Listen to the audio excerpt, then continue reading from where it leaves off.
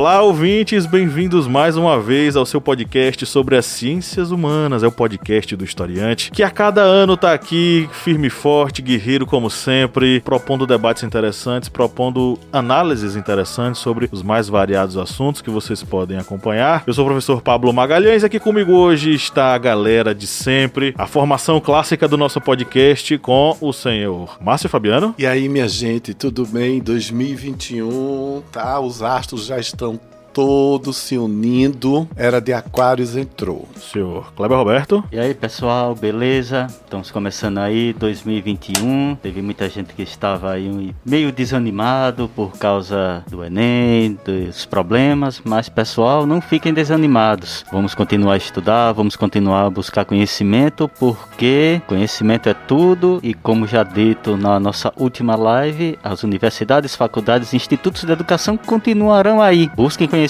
aqui no Historiante. Busquem conhecimento, como ET Bilu um dia disse para nós nas telas da TV Record. E também comigo hoje está a senhora Lídia Verônica Magalhães. Olá, pessoal. Bom retornar. Estarmos todos juntos após um 2020, separados e tristonhos, cada um em sua casa. Isso mesmo, estamos aqui com o desejo de que a vacina chegue logo para todos nós. Aquela que foi desdenhada um dia pelo líder do executivo brasileiro e que está fazendo tanta falta para todos nós. Vamos deixar registrado o nosso abraço para todos os nossos amigos nortistas, em especial o pessoal de Manaus, na batalha incansável dos seus profissionais de saúde e demais indivíduos aí envolvidos com a saúde pública no norte, no Amazonas e em Manaus, né? Um grande abraço a todos vocês. E hoje é dia de a gente debater.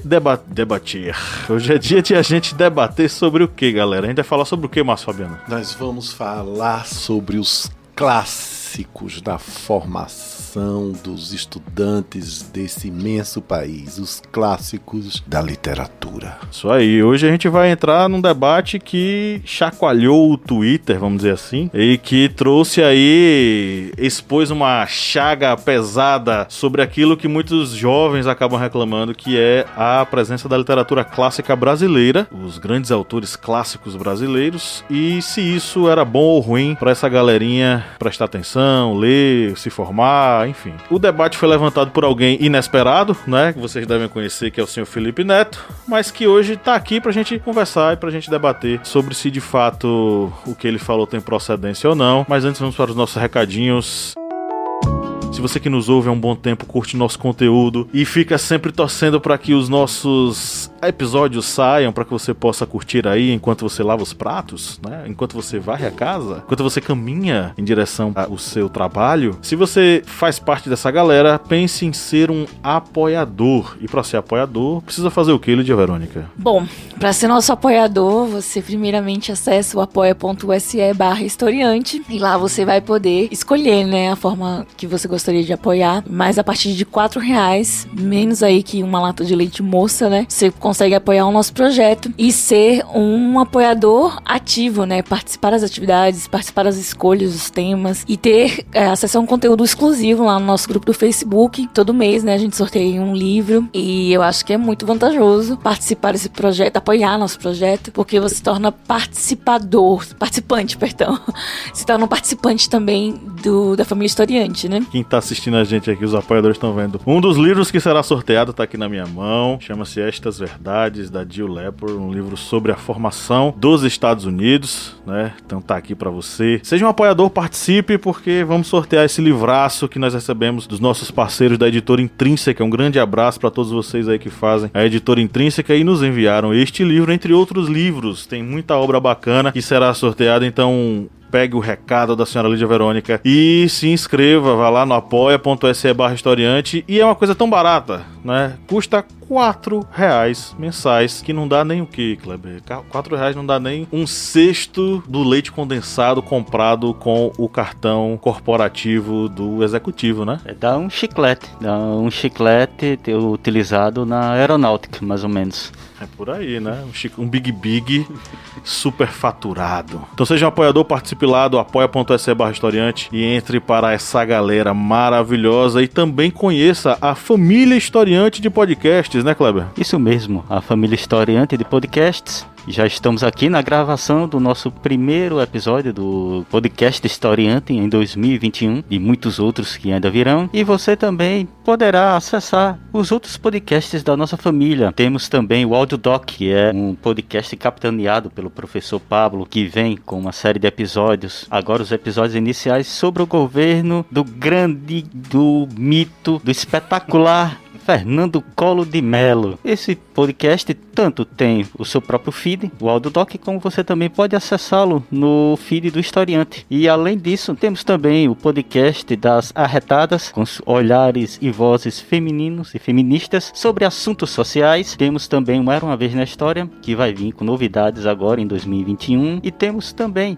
o Correspondente de Guerras, que também está vindo com novos episódios, agora com a participação do Brasil na Segunda Guerra Mundial. Aguardem. É isso aí, é muita coisa para você e a gente faz com muito carinho para que você possa acompanhar todo esse conhecimento histórico e principalmente esse conhecimento nas ciências humanas. Então, conheça, acesse e participe dos podcasts da nossa família, que é uma família muito unida e também muito ouriçada. Vamos agora para o nosso editorial, galera.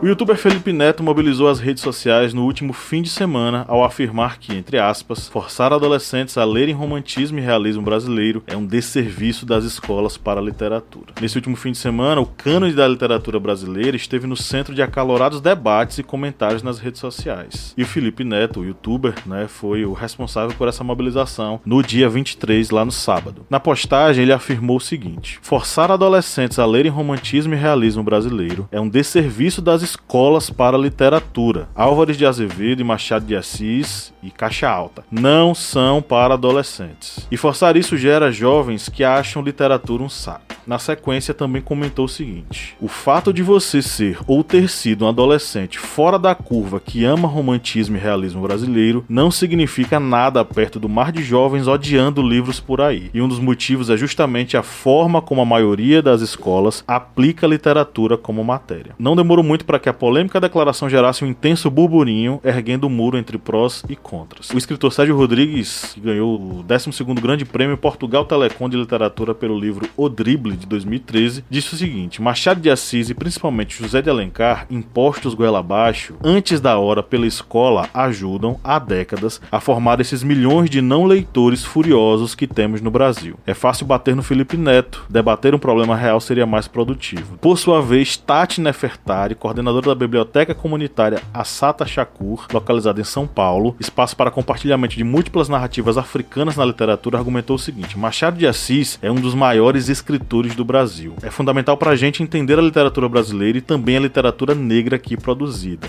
Dizer que ele não é para adolescentes é um erro enorme. Há várias maneiras de se trabalhar um autor fundamental como ele. Para ilustrar o argumento, junto ao texto ela postou fotos de algumas adaptações em história em quadrinhos das obras do bruxo do Cosme Velho, o bom e velho Machado de Assis. Uma coisa nós precisamos destacar aqui: um clássico é um clássico justamente porque é um livro que nunca deixa de dizer o que tem a dizer. Lembro-me de minha própria experiência de leitura. Na infância, eu fui exposto aos gibis da Turma da Mônica e aos livros infantis de contos e histórias de bruxas e heróis. Na adolescência, com certo gosto, li meu primeiro livro mais pesado, Viagens na Minha Terra, do escritor português Almeida Garrett. Em especial, esse livro tinha uma narrativa que era feita em formato de impressões de viagem, e ela, dentro dessa narrativa, trazia uma outra narrativa, uma história dentro da história que me deixou profundamente intrigado. Lembro-me de pensar o seguinte: mas é a mesma história que eu estava lendo? Ao final da leitura eu fiquei confuso, mas ao mesmo tempo, e é isso que me deixa feliz, eu fiquei intrigado. E isso me impulsionou a ler mais. Entre Machado de Assis e José de Alencar, de obras como Moreninha, a Pauliceia Desvairada, do romantismo à Semana de Arte Moderna, como nós podemos mensurar a preciosidade dos clássicos para a formação dos alunos? E uma última dúvida, queridos colegas: com qual livro vocês iniciaram a caminhada literária de vocês?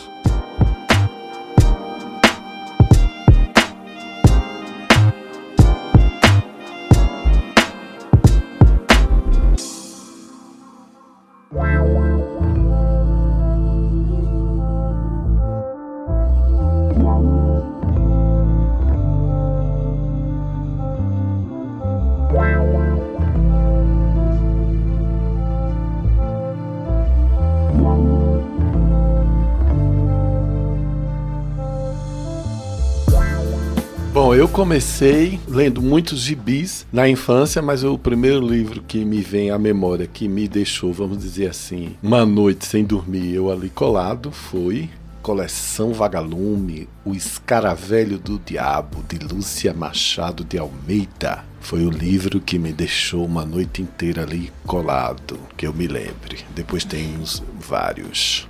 Eu também fui introduzido no mundo da leitura através de revistas em quadrinhos. Comecei com Chico Bento. E o primeiro livro foi um livro que eu até comprei no Sebo, aqui na cidade de Petrolina, porque Petrolina é uma cidade, mesmo um porte médio, que tem problemas com livrarias. Vou fazer até o marketing aqui dele, porque é um guerreiro. É o Sebo Rebuliço, do nosso querido Maurício. Foi um livro chamado Ivanhoé. E esse livro é um livro até de capa dura, verdinho. Comecei a lê-lo e literalmente eu debrucei nele e foi um final de semana inteiro e consegui ler, porque foi, digamos, fascinante aquela história. E, como vocês veem, foi um livro que foi adquirido de forma que está sendo bem usual. Livros através de sebos, que é uma prática bem recorrente, já que o livro no Brasil, infelizmente, ainda é um instrumento que, de certo modo, algumas vezes se torna caro para algumas pessoas. Bom, é difícil lembrar, viu? Mas quando você estava lendo aí, eu lembrei de dois livros que me chamou muita atenção ali pela 5ª, 6ª série, que foi A Moreninha e A Negrinha, A Moreninha de... Joaquim Manuel Macedo. Eu lembro digamos assim, que era uma leitura obrigatória do ano que eu tava fazendo, não lembro se da 5ª ou da 6ª série, mas eu tive que ler esses livros pra fazer resumos, apresentações, discutir em sala. E daí eu lembro que minha irmã, na época ela fazia letras, ela falou pra mim, olha, você vai ter que ler muitos livros da literatura brasileira. E me passou uma lista de livros que eu tinha, que supostamente eu iria ler, né? Era leitura obrigatória. E daí, fora os paradidáticos, né? Que tem, que não estavam relacionados à literatura diretamente. Mas aí ela me passou, eu lembro de ler Senhora, de ler o Guarani, né? Faziam parte da aula de literatura. E esses foram os livros. Um livro que também chamou muito a minha atenção foi O Cortiço, mas assim, pra iniciar mesmo, eu acho que foi esses dois, A Moreninha e Negrinha, que eu lembro muito bem, que foi a porta de entrada pra literatura brasileira na minha vida acadêmica. E aí minha irmã, sabiamente, me fez ler outros livros que, consequentemente, me pediram lá na frente, no ensino médio, mas eu já tinha lido no ensino fundamental, né? E eu acho que O Cortiço, Memórias do Sargento Milícias, Brás Cubas, eu fui enganada pela minha irmã, mas é certo. E ela também me apresentou outros livros que ela achava interessante e eu também gostei muito, que foi Diva, mas nunca me pediram na escola, enfim. Introdução às drogas mais pesadas, né? Foi. Que bom saber disso, gente. Mas o que eu queria levantar também era o seguinte. A introdução da literatura clássica, a gente sabe que eles escreveram Machado de Assis, José de Alencar, todos eles, Monteiro Lobato, que muita gente tem dois pés atrás, principalmente pelo fato de ele ter sido eugenista no momento em que a literatura... Racista, pederasta, pedófilo. Ele era um tanto, né, defensor da eugenia, inclusive, né? Uhum. Mas esse pessoal, ele não escreveu para o nosso tempo, ele escreveu para o tempo deles, obviamente. Contudo, como é que a gente consegue mensurar a preciosidade, a necessidade, a riqueza desse tipo de literatura para a formação dos jovens e para a formação desses alunos? Porque a primeira coisa que eu me lembro é o seguinte: como é que a gente pode construir uma leitura um tanto mais crítica e um tanto mais associada à brasilidade sem, por exemplo, conhecer a obra do Machado de Assis, que tem uma ironia fina, profunda e ácida, que traz e levanta questões ligadas, por exemplo, problemas raciais em pleno século XIX, sem perder a conexão com o hoje, sem perder a conexão com aquilo que as pessoas estão vivendo hoje. Eu penso muito sobre essa questão, principalmente porque eu sou historiador, né? Eu e Kleber somos historiadores, a gente observa o passado a partir de dilemas do presente, que é a ideia, por exemplo, que a educação básica tem. A educação básica diz que o professor de história, ele não vai fazer o passado pelo passado, ele vai, a partir de um dilema do presente, resgatar e debater e analisar esse passado. A mesma coisa em relação à literatura. Como olhar a literatura desses clássicos a partir do olhar do presente? Aí me vem aquela questão crucial que Lídia fez ontem lá no Instagram e que Kleber fez quando ele chegou aqui. Ele me perguntou a mesma coisa que você perguntou lá no Instagram. Traiu ou não traiu? Capitu traiu ou não traiu o Bentinho? Esse é um clássico, né? Que é uma coisa fantástica. E é uma piada interna de leitores da literatura brasileira, né? Porque quem não sabe não vai entender a pergunta. O sentido da pergunta. E aí é onde a gente vê, por exemplo, na formação da leitura do aluno, uma primeira questão que é tão necessária, que é entender as metáforas. Porque quando a gente analisa e observa toda a história ali de Bentinho com a Capitu, a gente vai observar na narrativa a ironia, a ambiguidade, as insinuações, as ambiguidades, que são características tão necessárias para um bom leitor e uma pessoa que bem compreende e bem interpreta o texto, que tanto falta, por exemplo, na formação dos nossos jovens. Então, como pensar essa formação presente e passado? Eu tô dando uma dica aqui. Observar o presente e passado a partir daquilo que Machado pode nos ensinar. Nem tanto a leitura rebuscada, que eu acho também que é bom, mas nem tanto essa leitura rebuscada, mas principalmente os estilos e as ferramentas da narrativa da literatura, que Machado usa tão bem. Sim. A ironia, a insinuação, aquela dissimulação típica das obras machadianas. Eu acho, inclusive, que Machado de Assis era bem, como é que fala? Quando ele instiga, né, a sua criatividade, né, o seu senso crítico. Eu acho que a coisa mais importante das obras de Machado de Assis é esse despertar do senso crítico que a gente vai criando durante a obra, né? Quando o professor Pablo aqui falou sobre essa questão do historiador, dele pegar essas obras, por exemplo, as obras clássicas, e trazer para o contexto sobre um olhar, uma perspectiva de uma análise de um fato atual, sempre me vem em mente uma obra de Raquel de Queiroz, o 15, dessa grande escritora. Eu acho que foi a primeira mulher que recebeu o prêmio Camões de literatura, e ela faz essa obra retratando os fatos ocorridos durante a grande seca de 1915, e sempre quando vemos questões relacionadas preconceito com nordestinos, com os retirantes, sempre vem em mente o que ela descreve nessa obra, que faz parte de um clássico da nossa literatura. E essa obra, ela tanto tem o seu próprio livro, como também é um livro que em algumas escolas se utiliza de uma ferramenta que é muito importante para a leitura, que é a conversão de vários clássicos em HQ, em revistas em quadrinhos. Aqui em Petrolina mesmo tinha um colégio particular que utilizava o 15, a obra de Raquel de Queiroz, não como livro ou um livro paradidático, mas como uma revista em quadrinho, uma revista adaptada. E isso é uma importante ferramenta de inserção das crianças dentro desse contexto da leitura, dentro de um âmbito educacional. Para mim mesmo, como já foi dito aqui, a revista em quadrinhos se torna uma ferramenta muito importante para esse acesso da criança para o mundo da leitura. Eu mesmo, na escola, quando eu estudava em instituição pública, não tinha uma insistência na literatura nacional. Ainda era, digamos, períodos finais de ditadura militar no Brasil. A gente sabe todo o processo educacional que veio da década de 80 para a década de 90, toda a defasagem que ocorria dentro desse processo. E um dos processos de defasagem era exatamente inserir os alunos dentro de um contexto de leitura. Havia essa defasagem que começou a ser bem revertida durante a década de 90, no período de redemocratização. Antes disso não, antes disso infelizmente havia muita leitura ufanista, a leitura dos grandes heróis, dos grandes mitos, e é exatamente um período que nós vemos que o público leitor acaba sendo um público que não é tão aficionado pela leitura. E aí faz esse gancho que a gente pode fazer com o que o youtuber Felipe Neto ele acabou dizendo. Há um grande público de adolescentes que não leem, mas o brasileiro, infelizmente, ele não tem essa ligação com a leitura. Não é o adolescente que não lê, não é somente a criança que não lê, o adulto, infelizmente, faz parte da nossa cultura, algo que é ruim da nossa cultura, de não ler. Tem vários obstáculos que fazem com que o brasileiro não tenha o acesso à leitura, mas culpar professores, os grandes autores brasileiros, as grandes obras literárias brasileiras, culpar esses por serem responsáveis pelas pessoas não gostarem de ler, eu acho que chega a ultrapassar um limite da presunção, chega a extrapolar os limites da arrogância, ou então da própria ignorância, da burrice de uma pessoa para falar isso. É não entender o contexto onde está inserido os nossos adolescentes, as nossas crianças e os nossos adultos. Deixa eu só registrar a presença aqui de Flávio, nosso querido apoiador, tá aí com a gente. Inclusive ele falou aí, não foi, Kleber? Seu Flávio Santos, diretamente de São Paulo, terra boa, terra da garoa. Que ele comentou o seguinte: não é a literatura, seja ela qual for, é o conhecimento e a criticidade que incomoda. É exatamente isso. Como eu acabei de citar essa obra,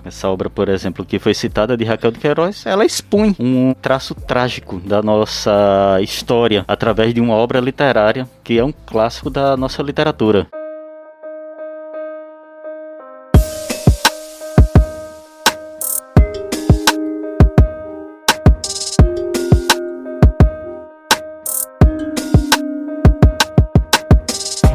Posso ainda achar que existe algo além disso, né? Dessa questão do... A verdade dói, né, Kleber? Diretamente foi, acho que foi isso que você quis dizer. Por conta do conhecimento e tudo mais. Eu não vou mentir, eu tive uma certa dificuldade de ler José de Alencar por conta da leitura rebuscada. Eu achava um pouco maçante. Quando eu li Senhora, foram páginas e páginas só pra descrever ela entrando dentro do salão, né? Eu acho que umas 2 páginas, assim. E aí eu lembro que eu comecei a ler e, nossa, que... Gente, ela não entra logo, porque ele não fala. E ela entrou no salão linda, né?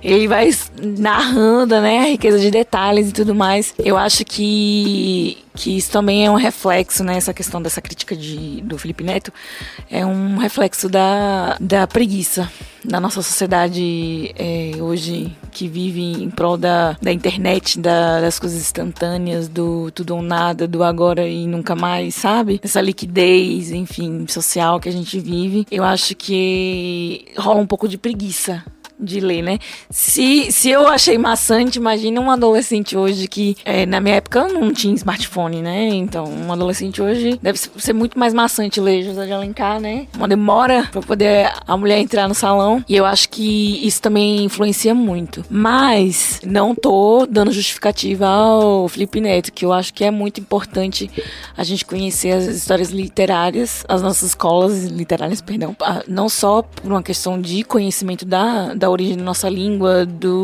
de como ela foi mudando, o contexto social, né? Eu acho que, como você falou de Raquel de Queiroz, eu já ia falar essa de Queiroz. A gente cria esse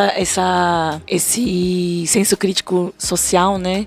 E passa a estudar também questões socioculturais, né? Não só a literatura, o momento da escola literária e o português, né? A gente cria esse senso crítico ou não, né? Se aliena, depende aí de quem seja. Mas enfim, do Twitter, há um tempo atrás, e é um assunto recorrente. Ele vai voltar e ele vai e volta com uma frequência interessante, que é traiu ou não traiu, né? Essa história do Bentinho é muito famosa e no Twitter é muito legal como as pessoas conseguem hoje interpretar essa história de várias outras perspectivas. Eu acho que talvez a crítica de Felipe Neto seja válida no sentido de, opa, essa juventude não tá muito satisfeita com o que tá lendo, ou realmente a gente precisa de novas abordagens. Não abandonar a literatura brasileira, mas de perspectivas novas. E aí no Twitter eu vi várias perspectivas sobre a história da Capitu, né, do Bentinho. E uma delas que eu achei muito interessante, inclusive eu precisava achar esse tweet de novo. Um rapaz que fez uma tríade sobre o Bentinho. E como era o nome do amigo do Bentinho? Enfim, o amigo do Bentinho. Que na verdade o Bentinho era gay. E o problema dele com o Capitu é porque Capitu ela era o objeto de masculinidade dele perante a sociedade. Escobar. E na verdade, e a pessoa que estava narrando o tweet, eu achei muito interessante a perspectiva dele. Ele fala sobre essa questão, né, do relacionamento dele com o Escobar. Que o Bentinho, ele demonstrava muito mais sentimento pelo Escobar do que pela Capitu. Ele tratava a Capitu como um objeto. Ela era posse dele. E perante a sociedade, ela que afirmava a masculinidade dele. Então, na verdade, Bentinho era apaixonado por Escobar e via em Capitu o seu escudo social, né, pra se esconder atrás, esconder sua homossexualidade atrás da Capitu. E eu achei isso incrível, essa perspectiva, né? E a gente nunca, pelo menos na minha geração, né? A gente nunca ia discutir isso numa sala de aula, certo? Então acho que foi interessante essa discussão no Twitter, que vai e vem, né?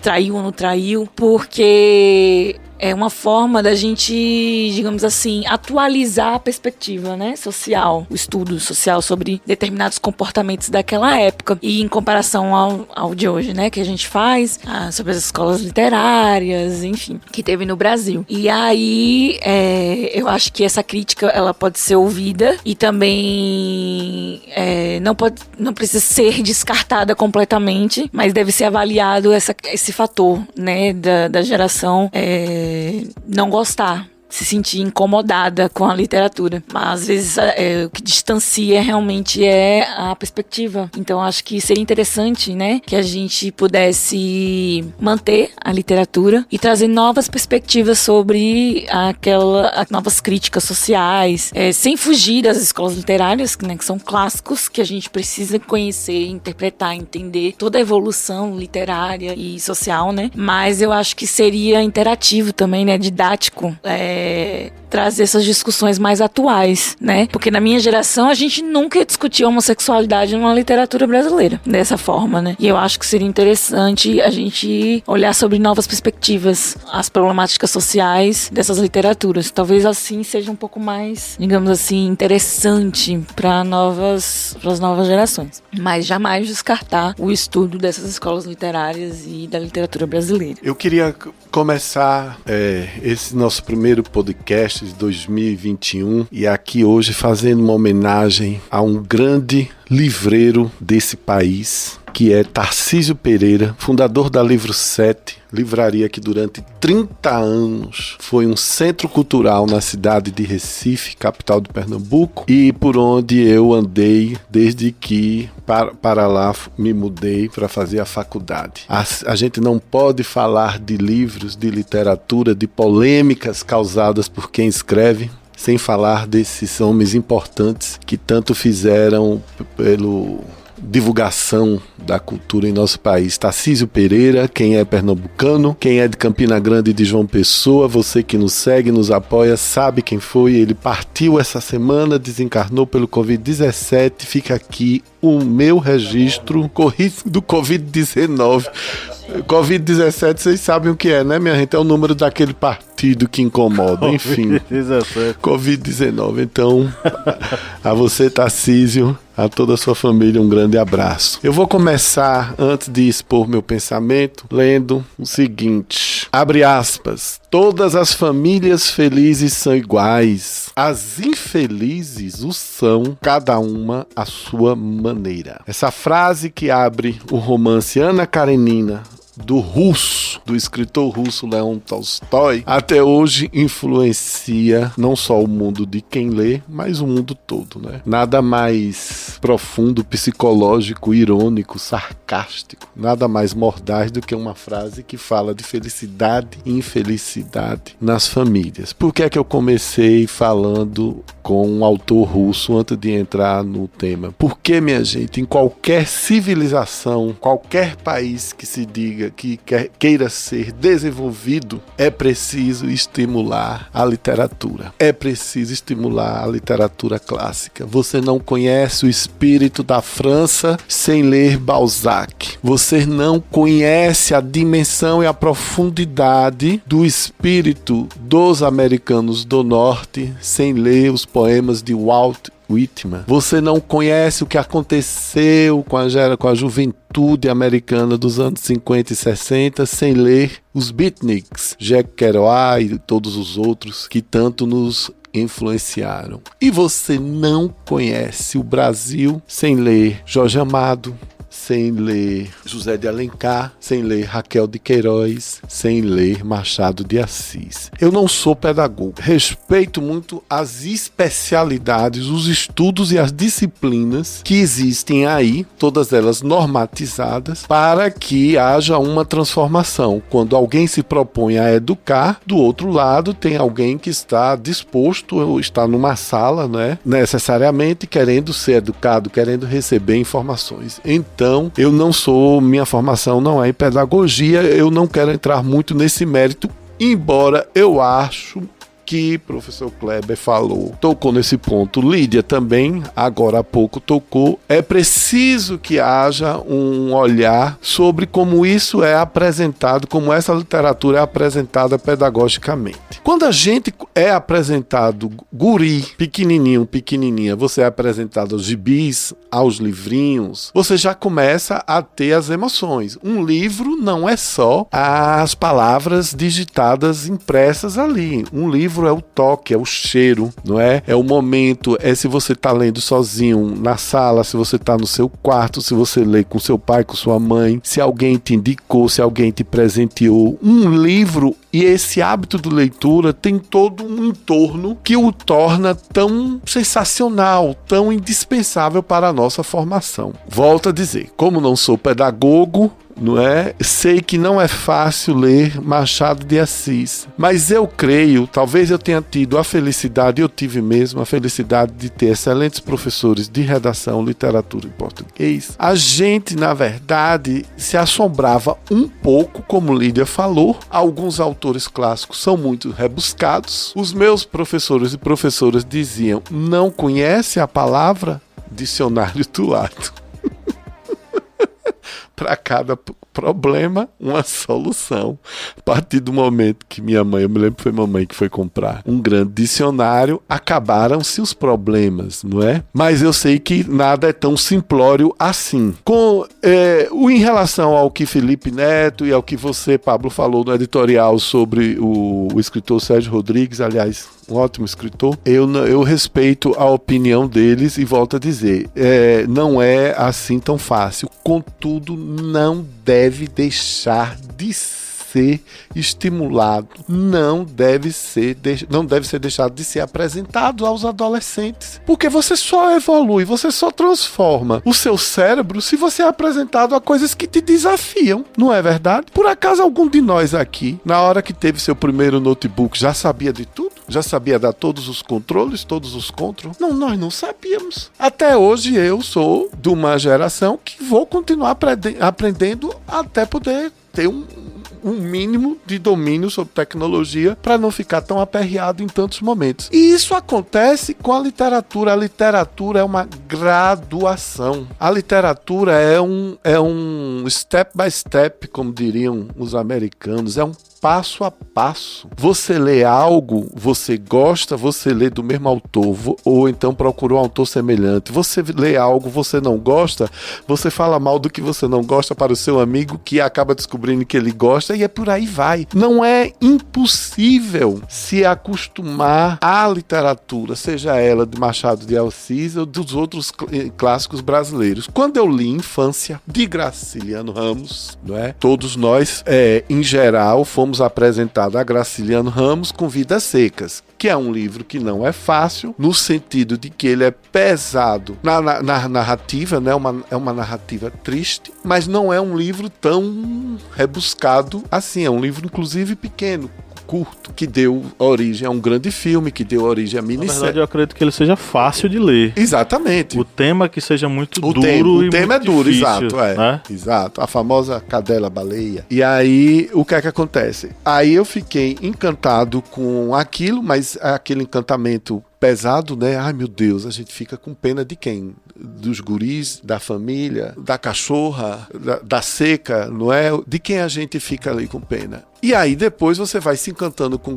Eu fui me encantando com Graciliano Ramos e li Infância. Infância é uma das coisas mais sensacionais que eu já li na minha vida. Porque na Infância de Graciliano Ramos, ele trata de uma personagem que é sonsa, pirracenta, mas ela faz isso não com exageros de retóricas, ela não grita, ela não faz, essa maldade não tá tão explícita, né? A personagem é bem descaradinha, é bem irônica. No interior, aqui onde nós estamos falando, não é? Pelo menos na cidade de Jaguarari, no interior da Bahia, aonde está a minha família materna, a gente usa o seguinte termo, mangar. Mangar significa tirar onda de sua cara. Eu hoje manguei do professor Kleber, porque ele voltou ao estúdio, ele tá cabeludíssimo, ele tá ótimo, tá um gato bonito, cabelão. Isso é mangar. E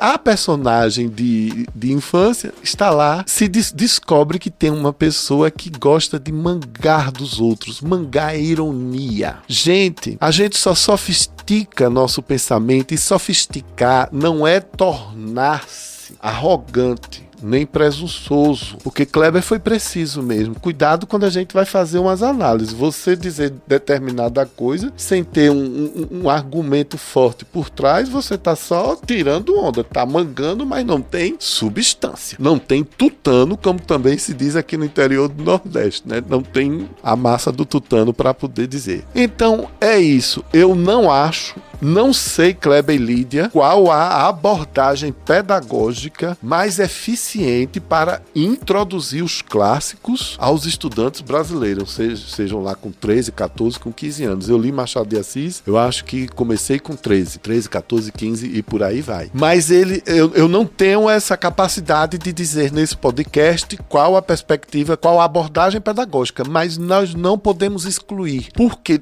toda nação, todo país desenvolvido tem seus clássicos, e seus clássicos estão inclusos nas disciplinas de literatura, certo? Estão inclusas nos hábitos de leitura e por aí vai, não é verdade? Então a gente não tem que excluir, a gente tem que tentar aí descobrir qual a melhor. Se começamos com quadrinhos, que pode ser uma boa opção, já que somos um mundo tão visual, e a partir daí partimos para a medida que você vai crescendo, não é? E vai ficando mais seguro em relação à leitura, você parte para as outras leituras, para os outros títulos mais sofisticados. Quando eu li pela primeira vez, esse livro eu ganhei quando eu tinha 15 anos. Eu ganhei de presente de aniversário de 15 anos. Quando eu li 100 Anos de Solidão, não é? Que é um clássico da Colômbia, um clássico moderno do escritor Gabriel Garcia Marques, né? Foi o primeiro livro que trouxe para o mundo as narrativas de realismo fantástico. Quando eu li a primeira vez, eu fiquei doido. Eu disse, o que é isso? Que livro é esse? Não é? Eu fiquei maravilhado, sem entender uma parte, fascinado pela outra, mas guardei ele por muitos anos. Infelizmente eu perdi numa dessas minhas andanças e mudanças pelo mundo. Eu li 100 Anos de Solidão 3 vezes. Então volto a dizer, com 15 anos, que me deu um fascínio e um estranhamento, com mais ou menos 30 anos, que me deu um prazer imenso, porque você já está um pouco mais maduro, você percebe que história maravilhosa, e por causa de 100 Anos de Solidão, eu já li todos os livros de Gabriel Garcia Marques, e li, tem 5 anos que eu voltei a reler pela terceira vez 100 Anos de Solidão, e me lembro que terminei a leitura emocionado, comovido, porque os livros nos tocam, né? Nos fazem ir para outro mundo. Vocês, que bom, minha gente. Eu estava meio esquecido. Na verdade, esquecido não. Eu estava afastado de Raquel de Queiroz. Tá aí que esse final de semana eu vou procurar Raquel para ler alguma coisa dela. Porque é outra mulher extraordinária que teve uma vida literária incrível. Ela veio do interior do Ceará. Depois a família foi pro Sudeste, pro Rio de Janeiro. De lá ela foi se desenvolvendo. E, salvo engano, foi a primeira mulher a entrar na Academia Brasileira de Letras, não é verdade? Então, nós não nos tornamos um país. Se tá chato para o adolescente ler Machado de Assis ou quem quer que seja, procure os vídeos, os curtas, os longas que foram feitos, baseados em sua literatura, e você vai encontrar o prazer. Aí também é uma questão de perspectiva, pô. Essa coisa de utilização dos clássicos, ela passa também pelo modo pelo qual os professores, eles organizam as atividades. Então tem muitas maneiras de você, por exemplo, introduzir um aluno ao conhecimento da literatura de Shakespeare, as peças de Shakespeare. Tem um jeito interessante de você colocar o aluno dentro da obra de Machado de Assis. né?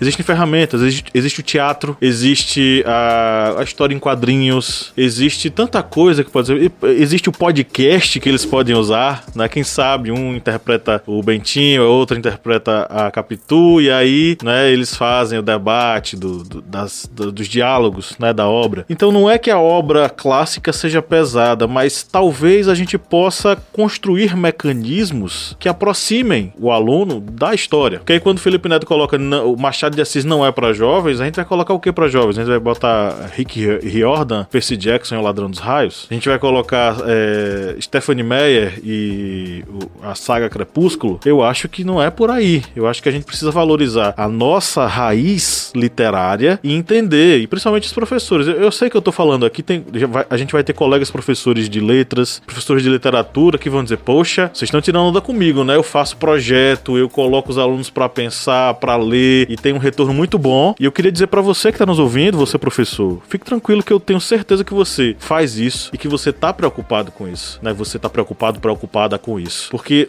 nossos colegas, eles já cortam dobrado da poxa pra fazer esses alunos compreenderem essas obras. E não é esforço jogado fora não, gente. Muita gente conhece a obra machadiana por conta disso. Eles colocam, o Felipe Neto colocou, mas isso não é obra para adolescente. Mas se não for lido agora, você acredita que essa obra será lida quando ele for adulto? Se a gente não constrói a perspectiva de leitura hoje com esses alunos, você acha que no futuro, quando ele tiver adulto, ele vai, pô, agora sim eu vou ler, sei lá, Memórias Póstumas de Brás Cubas? Eu acho muito, muito difícil se essa construção não for feita agora, né?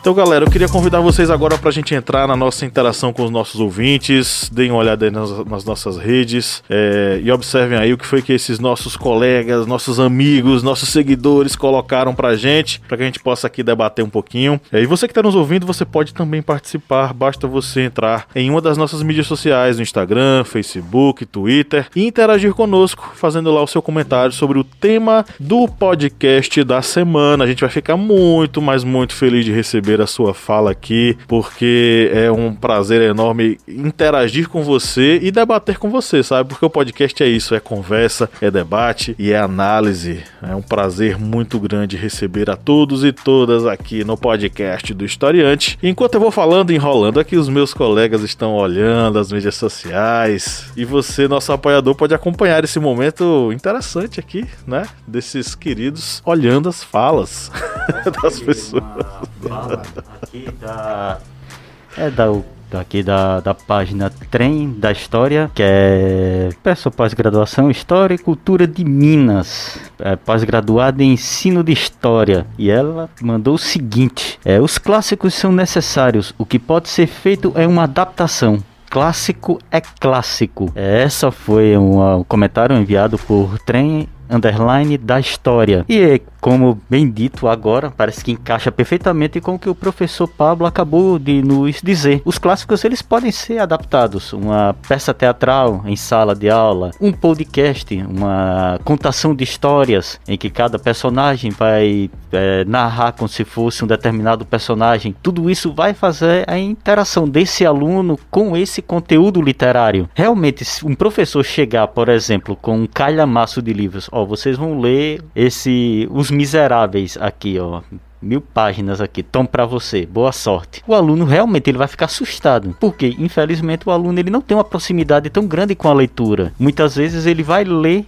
ali exatamente no contexto escolar, uma necessidade de um paradidático, de algo que ele vai ler. E quando ocorre essa adaptação para uma peça teatral, um podcast, até alunos que tenham desejem desenhar algum trecho de um livro para depois contar o que ocorreu naquele fato, como se fosse uma mini página, um zine sobre aquele determinado livro, tudo isso vai levar o aluno a ler aquela obra, a ter esse gosto, porque é algo que realmente ocorre com a nossa sociedade. O aluno ele tem que ter essa proximidade, tanto do visual, de ouvir, tudo isso faz com que tenha essa atração do aluno com uma obra. Basta ter essa ferramenta, esse elo que leve a obra para o aluno. Lembrando que só jogar o livro em sala de aula e vamos ler realmente pode tornar algo bem complicado, mas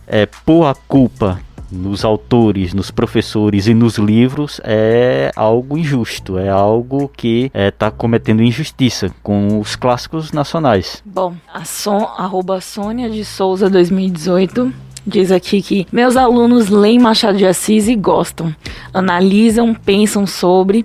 Dizer que não é leitura para adolescente é, no mínimo, menosprezar a capacidade dos jovens. E aí, em resposta à Sônia, né, a Luciene.Chaves.75 fala: concordo plenamente. E, infelizmente, é o que a classe dominante almeja subestimar o jovem. E daí eu lembrei que, fazendo essa pesquisa, né, sobre a literatura brasileira, eu vi que em 1970, né, que nasceu a Lei de Diretrizes e Bases da Escola Nacional, não é isso? Professores de História. Anterior a isso, houveram outras revoluções literárias, mas foi um marco, né, para a sociedade na época, por conta da ditadura, né, que as Leis de Diretrizes e Bases definiu a literatura como, trouxe leituras, né, no caso, mais acessível para jovens que não estavam, né, não eram socialmente, como eu posso dizer, privilegiados com essa lei. Né, jovens que não eram tão privilegiados socialmente começaram a ter acesso a literaturas que, digamos assim, representassem, né, mais a classe social menos abastada, no caso, na época da ditadura. E aí eu li esse comentário da Luciene e eu lembrei dessa questão e achei muito interessante, né? Como eu falei, né, no início, as literaturas que mais eu lembro são a Moreninha, Cortiço, né? E realmente elas trazem pra gente conhecimento de uma realidade de um grupo menos privilegiado, socialmente falando, né? E eu acho que, como a Luciene falou, né, infelizmente o que a classe dominante almeja é subestimar o jovem. Eu acho que a forma mais sutil, né, de acabar com a sociedade civilizada é destruindo a educação. E com certeza, termos jovens, tão jovens, socialmente conscientes, é algo que não só políticos, né, mas a classe dominante tanto tem medo, né, de que o conhecimento finalmente liberte as classes dominadas. Eu vou ler aqui um comentário muito interessante do Leo_Smith 83. E eu fui checar o perfil dele e ele é professor, músico e cozinheiro nas horas vagas. Léo, já estamos em sintonia porque eu também sou um cozinheiro nas horas vagas. O Léo diz o seguinte: muita gente opinando sem ter ideia do funcionamento de uma escola pública. Imensa maioria dos alunos chega ao ensino médio sem um pingo de gosto pela leitura. Uma série de erros na base fazem com que o aluno tenha, abre aspas, preguiça, fecha aspas, de ler. Aí a solução apontada: enfie um clássico de literatura, abre aspas, pesada. Sim, eu acho Machado de Assis literatura pesada, para um jovem com celular na mão, principalmente. Particularmente, só fui ler clássicos e ter gosto por eles após ter tido o prazer pela leitura, despertado por autores mais, aspas, rasos, simplistas, como um Sidney Sheldon, por exemplo. A internet reflete a vida real quando se fala de educação. Temos um caminhão de especialistas, ele coloca em parênteses, muitas vezes com mestrado, doutorado, que entendem tudo da teoria e têm zero prática na vida. Destaque. Não vi o youtuber, não tenho paciência para youtubers, mas superficialmente ele está coberto de razão. Nós professores concorremos com N atrativos pela atenção do adolescente. Enfiar leitura pesada sem base é apenas uma forma de manter a educação no patamar em que ela se encontra, cheia de mestres e doutores com receio de descer do pedestal e viver a educação real. Léo, você, hein? Tocou aí em várias feridas. Gostei muito, Léo. Seja bem-vindo. Primeiro eu queria te responder lhe dizendo o seguinte: adorei que você falou de Sidney Sheldon. Eu li muito Sidney Sheldon, que era um maior best-seller lá nos anos 80. Era um autor americano, roteirista do seriado que fez muito sucesso chamado A Gata e o Rato. Quem tem mais de 40 anos assistiu isso na Globo. Passava dia de terça, se eu não me engano, depois da novela. E Sidney Sheldon é, de fato, um autor de fórmulas fáceis. Ele escrevia escrevia seus romances, tinha sempre uma mocinha, intrigas e etc, etc. Sidney Sheldon... Suspense, algum assassino que tinha que ser descoberto. Eram livros muito fáceis para se transformar em cinema, porque ele foi roteirista de cinema, inclusive. É como você falou, Léo, eu respeito a sua opinião. De fato, eu não acho que tem uma fórmula pronta para resolver isso de uma vez. Não vejo problema nenhum de alguém estar lendo Sidney Sheldon, como você, fez na adolescência, gostou e começou a se instigado a ler outras coisas. É como eu falei, literatura é um passo a passo. Eu não preciso necessariamente ir pela rua tal. Agora, teve uma outra pessoa que disse aqui o seguinte: é preciso estimular outros clássicos da literatura brasileira. Adorei essa dica. É preciso estimular mais Jorge Amado, mais Graciliano Ramos, mais Euclides da Cunha. Euclides da Cunha, que também é um autor rebuscado. Agora, Euclides é uma questão que extrapola até mesmo o tema, porque a própria escrita dele é uma escrita no momento literário da gente, onde a ideia dominante era aquela ideia da escrita cientificista e também aquela escrita meio parnasiana, que é aquela coisa descritiva, bem dura. Então, quem pegar o livro, as obras dele para ler, principalmente a análise dele sobre Canudos, vai encontrar uma leitura pesada, cientificista e eugenista. Então, a gente tem todas essas possibilidades. Eu sempre respeito os colegas professores. Eu não sou professor de literatura, eu sou um apaixonado por livros, né? Ser professor de literatura é uma coisa, ser um apaixonado por livros é outra coisa, mas eu acho que a gente tem diversas possibilidades e gostei muito de você ter aí apresentado algumas. O fundamental, penso eu, não devemos por nada e não devemos colocar o nosso preconceito pessoal em sala de aula, certo? Ninguém é obrigado a gostar do que eu, professor Márcio, gosto de ler, mas é fundamental que o que seja colocado, debatido e apresentado aos adolescentes faça parte de um projeto pedagógico que tenha começo, meio e fim, não é, gente? A leitura tem que ser da primeira até a última página e tem que ter um entendimento, um aprendizado, algo tem que ser absorvido por aquilo. Não se desenvolve o raciocínio lógico, não se desenvolve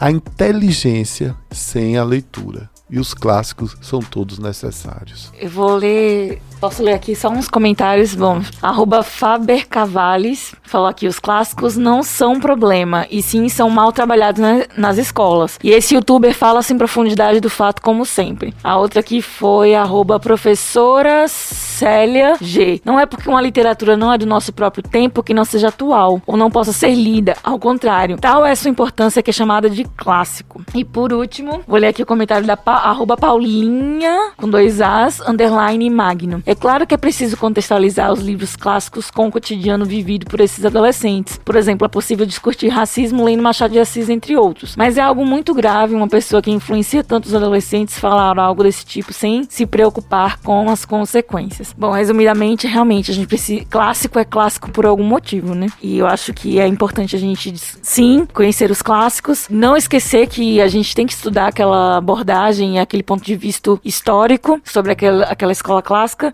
sobre essa escola literária, perdão, mas também a gente pode fazer novos apontamentos, né, como eu falei lá no início, e eu acho que essas 3 professoras, no caso, elas estão defendendo clássicos, que eu acho que é o certo mesmo, não abrir mão deles, mas trazer novas discussões para os clássicos. Foram muitas interações, né? Muito obrigado aí, galera, pelas interações, foram mais de 40 comentários e todos muito interessantes, o que prova que esse tema não se esgota aqui. Sem dúvida. Só que a gente precisa contextualizar no seguinte aspecto. O Felipe Neto falar que literaturas clássicas não são para jovens, tá errado. Literaturas clássicas é para quem quiser, é pra quem quiser ler. E eu compartilho com aquela ideia de que existe um clássico, dê pra uma pessoa ler. Não esconda dele, não guarde ele. Não vamos fazer como o Fahrenheit 451. Fahrenheit 451, os livros são jogados na fogueira, são queimados, e os bombeiros, que são chamados de bombeiros, eles não são bombeiros, eles são queimadores, né? Então, o que a gente pode dizer, os clássicos, eles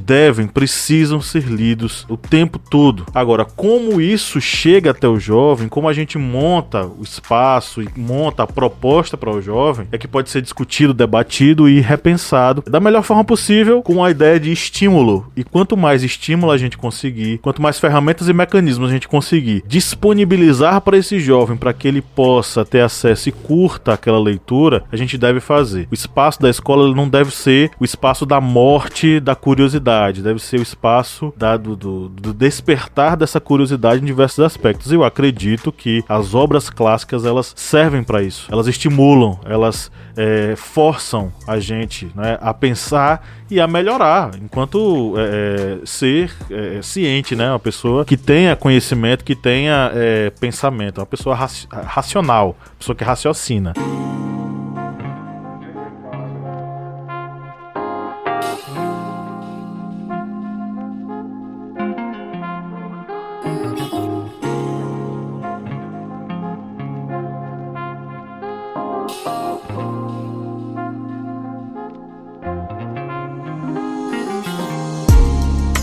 Bom, chegamos aqui à reta final da nossa gravação e é a hora de a gente dar os nossos recados, as nossas dicas para os nossos ouvintes. Mas antes disso, eu queria agradecer a todos aqueles que colaboraram conosco lá no Instagram, no Facebook e no Twitter. E para você que quer interagir conosco, basta você acessar as nossas mídias sociais, @historiante em qualquer canto, no Instagram, no Facebook, no Twitter, e você interage conosco, deixa lá sua observação, sua análise, para que a gente possa ler aqui. Vai ser uma satisfação muito grande pra gente conhecer você e conhecer a sua opinião sobre os assuntos. Vamos para as nossas indicações.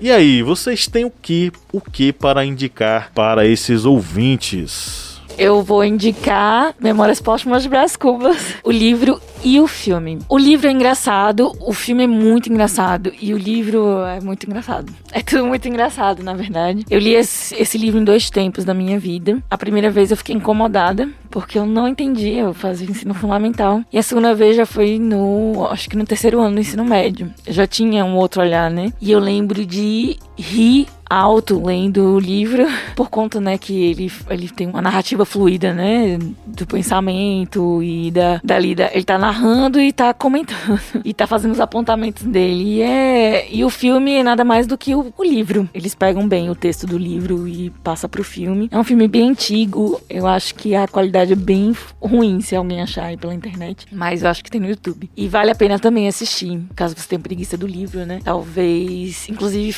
eu li o livro no ensino fundamental, assisti o filme e fiquei com vontade de ler o livro de novo. E aí eu li o livro de novo, já com outra perspectiva. E é uma das minhas obras preferidas, inclusive. E é isso que eu vou indicar. Memórias Póstumas, Brás Cubas. Qual é a música, Lídia Verônica? Amor, I Love You, de Marisa Monte. Ok, Amor, I Love You. E outra? São 2. É a minha segunda música, né? A primeira foi Amor, I Love You, da Marisa Monte. Mas só porque o Arnaldo Antunes declama, né, um poema no meio da música. E é muito famoso, né? O amor é fogo de arte sem se ver. E é esse, né?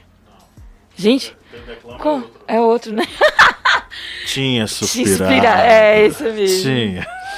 Enfim, é essa música Amor, I Love You, da Marisa Monte. E vou, não por prestigiar, né, mas os nossos colonizadores portugueses, que por meio dos jesuítas, né, trouxeram a literatura pra ensinar o português pra gente, mas vou trazer uma cantora portuguesa, Deolinda, com a música Um Contra o Outro, que é uma música muito divertida. Eu acho muito interessante o jogo de palavras da música, e ela quer dizer que pra você sair de casa e, enfim, tem mais lá fora pra você aprender, pra você viver, enfim, é isso. Bem, como obra, vou sugerir uma das obras que para mim é um dos maiores clássicos, se não a principal obra de Ariano Suassuna. Muita gente vai dizer O Alto da Compadecida, mas para mim o grande romance de Ariano é A Pedra do Reino e O Príncipe do Sangue do Vai e Volta. Esse, para mim, é um livro com quase 1000 páginas, mas é um livro espetacular de Ariano Suassuna, e vale a pena você acompanhar toda aquela história que vai iniciando com uma história que realmente ocorreu no interior de Pernambuco, que foi o sacrifício humano na Pedra do Reino. Ele já se inicia a história com o livro, com essa história. Já temos ali as notas introdutórias com esse episódio. Não vou contar mais, vai sair spoiler, mas vale a pena você ler. É um livro que pode assustar num primeiro momento, você vê o tamanho dele, mas você fica ali preso naquele livro, e vale a pena acompanhar esse grande clássico desse grande autor brasileiro de Ariano Suassuna, A Pedra do Reino. E como música, eu tava pegando já esse gancho de Ariano Suassuna, eu tava pensando em músicas do Quarteto Armorial. Aí deixa eu até verificar aqui 2 músicas do Quarteto Armorial, porque quem não sabe, o Quarteto Armorial foi um projeto de Ariano Suassuna, que era trazer obras clássicas, músicas clássicas para um contexto nordestino. Era o projeto Armorial. E tanto tem o Quarteto Armorial, como tem também a Orquestra Armorial. E essas músicas, tanto da orquestra como do quarteto, ele tenta trazer esse aspecto mais clássico, como a música regional. Você vai ver uma pegada que muitas vezes vai ali misturando, digamos, muitas vezes chega próximo de um Mozart, Beethoven, com aquele música de pé de serra. Posso destacar algumas músicas que eu acho que vai estar disponível no nosso agregador de podcasts, aquele verdinho. Eu não vou fazer marketing dele porque ele não está pagando pra gente. Pode ser tanto como Aralume, um toque de classe, do romance ao galope. Pode ser esse um toque de classe, e pode ser também do romance ao galope nordestino. Minha dica hoje, eu vou ler. Nunca pude entender a conversação que tive com uma senhora há muitos anos. Contava eu 17, ela 30. Era noite de Natal. Havendo ajustado com um vizinho irmos à missa do galo, preferi não dormir. Combinei que eu iria acordá-lo à meia-noite. A casa em que eu estava hospedado era do escrivão Menezes, que fora casado em primeiras núpcias com uma de minhas primas. Esse é o trecho inicial do conto Missa do Galo, de Machado de Assis. É um conto incrível, considerado um dos mais bacanas da língua portuguesa.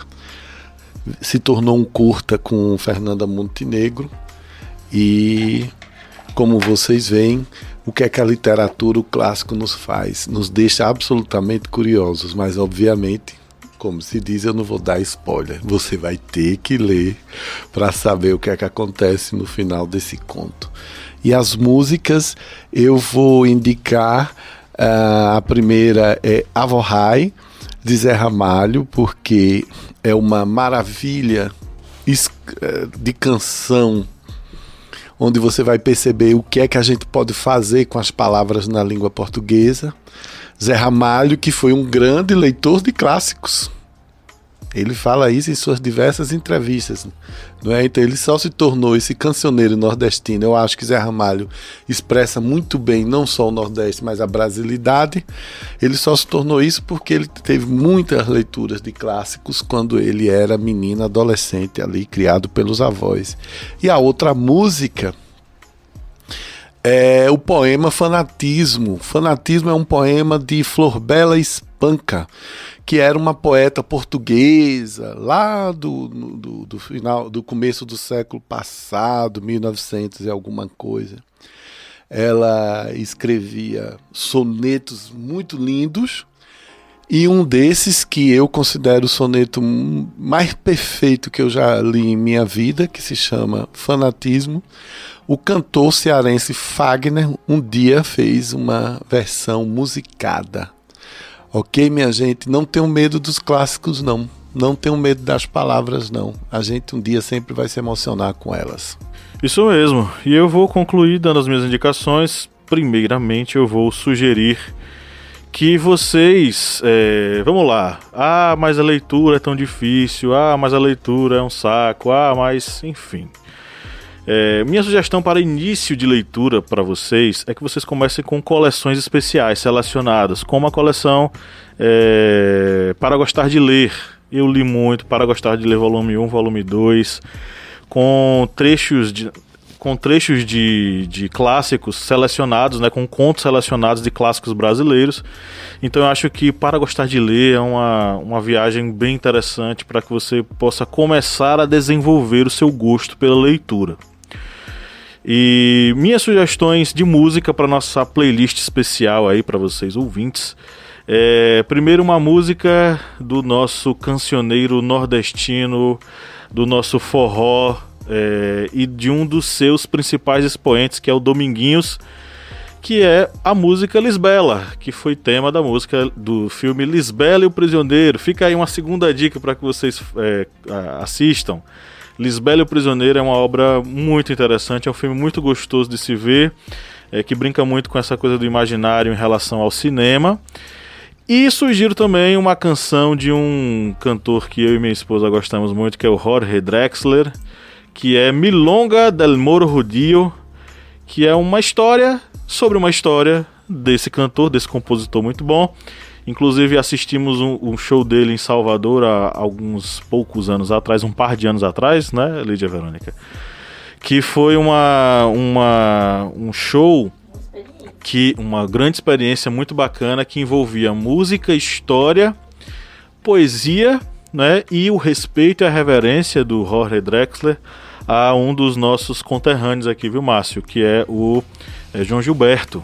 Ele inclusive tinha o seu João Gilbertário, ele dizia assim, que era um cantinho no palco onde ele sentava com o violãozinho e cantava ou contava alguma história. Então, essas são as minhas duas dicas.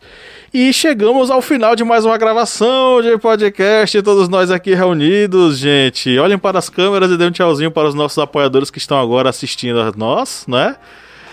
Foi um prazer enorme estar aqui com você. Ali, Márcio, naquela ali. Não, nessa daqui. A gente é daquela. Um grande abraço, apoiadores. Muito obrigado por nos acompanharem aqui. E você que está nos ouvindo, você também pode acompanhar. Basta ser um apoiador com R$4 mensais. Você acessa aqui as nossas gravações, vê as nossas carinhas nos vídeos e principalmente acessa o nosso conteúdo exclusivo, tá? Uma última mensagem, apoiadores, aguardem. Essa semana tem sorteio e o livraço, é um livraço da Editora Intrínseca. Essas verdades da Jill Lepore, a história da formação dos Estados Unidos. Vocês não perdem por esperar, esse sorteio vai ser bem bacana, bem badalado. Um grande abraço a todos vocês e no 3, olha só que bacana, mais uma vez, depois de quase 2 anos, sei lá. Vamos dar um tchau coletivo, 1, 2, 3, tchau!